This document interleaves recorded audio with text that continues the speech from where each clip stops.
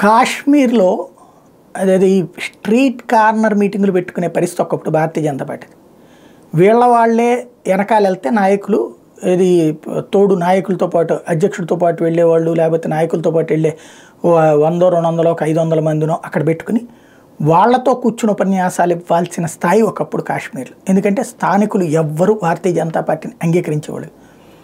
నిదానంగా అక్కడ క్రమంగా పుంజుకుని సరే జమ్మూలో అయితే కొంత బలం ఉంది, కాశ్మీర్లో ఉండేది కాదు. ఇప్పుడు తాజాగా కాశ్మీర్లో కూడా బలం పుంజుకోవడం కాదు, నిన్నటి సభకి మోడీ పెట్టిన సభకి ఏకంగా దాదాపు 30-40 వేల మంది జనం రావడం, అది కాశ్మీరీలు రావడం, బయట నుంచి వచ్చిన వాళ్ళు కాకుండా కాశ్మీరీలే రావడం.